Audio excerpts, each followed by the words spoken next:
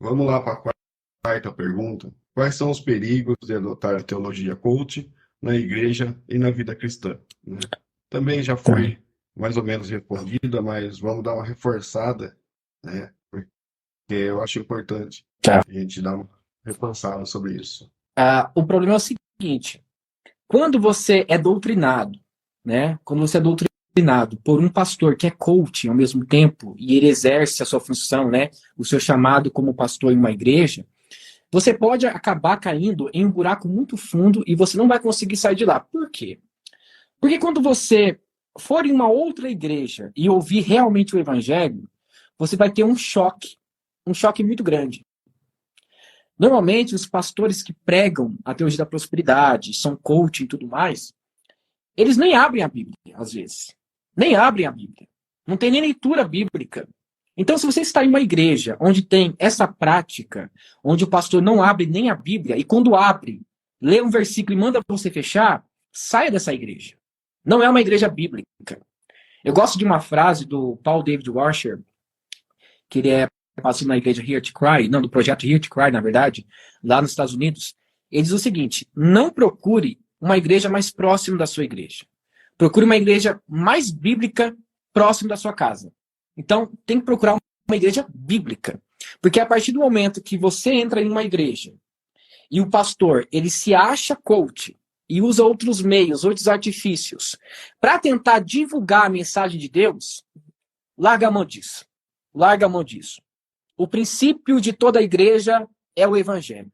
O princípio de todo culto é a adoração a Deus. Quando um pastor ele abre uma mensagem e começa ali a pregar uma mensagem de autoajuda e não de autoajuda, que é diferente, que é a ajuda que vem do alto, é diferente de autoajuda, que é algo privativa, é um problema, porque o culto se torna egocêntrico, antropocêntrico. O culto não é mais na vertical e sim na horizontal.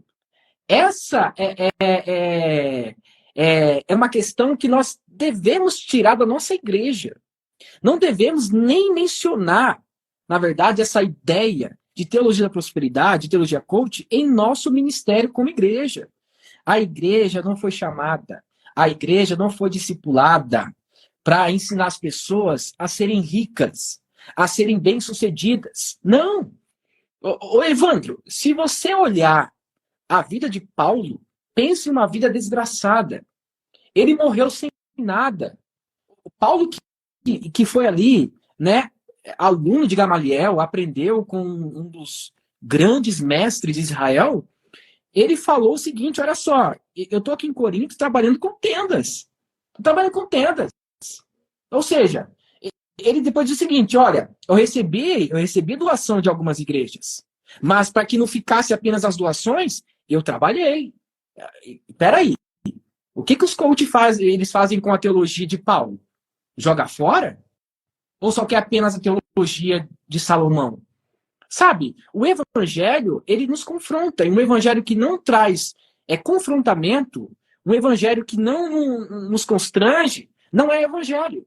Então, quando nós temos uma igreja que tem essa ideia de trazer o ensinamento coach, principalmente para igrejas que são congregações, que são igrejas maiores, é um grande perigo, porque essas pessoas, quando entenderem o que for o evangelho, elas vão sair. Elas vão sair.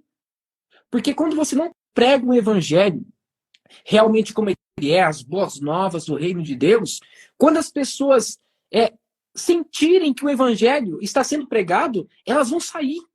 Porque a mensagem do pastor é A e o evangelho é B. Esse choque de raciocínio faz com que as pessoas saiam da igreja.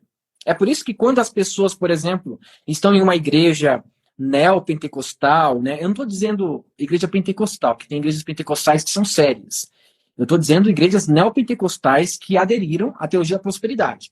Quando essas pessoas, por exemplo, vai lá no YouTube e ouve um Augusto Nicodemos, um Hernando Dias Lopes, um Jonas Madureira e por aí vai, quando essas pessoas ouvem essas pregações, elas falam: opa, a pregação que o meu pastor está pregando não tem nada a ver com o evangelho. Então, automaticamente, o evangelho confronta a pessoa.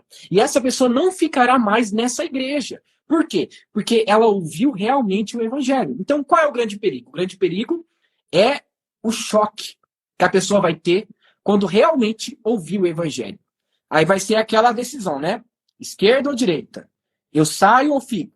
É um choque muito grande. Então, por exemplo, quando eu comecei a ouvir pregações sobre a teologia reformada, graça, justificação, eu falei, gente, eu nunca ouvi o evangelho. O que eu fiz? Eu saí da minha igreja. Porque eu não pregava.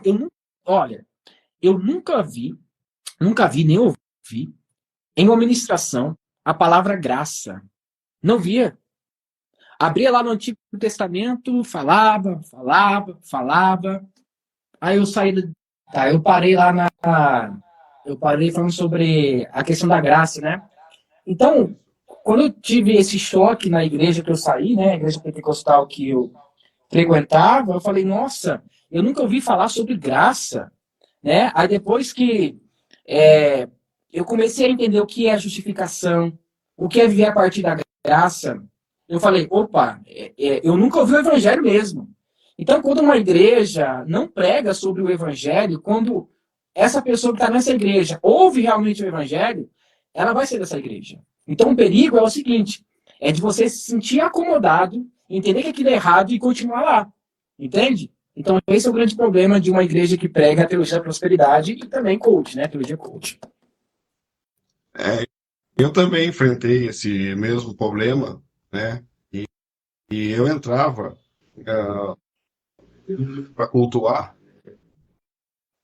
entrava vazio e saía vazio, porque eu não recebia o evangelho, não tinha pregação, né? Eu ficava emburrado, saía pior do que tinha entrado. Eu ia para cultuar a Deus e saía triste. E isso foi me deixando mais triste cada dia mais. E até que eu resolvi sair mesmo, porque não dava mais para continuar lá, né? Infelizmente, muitos dos irmãos que tinham lá viraram as costas, né? Mas faz parte. Eu fiz a minha escolha e foi certeira, né? Porque se eu estivesse lá ainda, eu acho que eu teria até, sei lá, não faço ideia do que aconteceria comigo, mas foi triste, foi um momento triste da minha vida, né?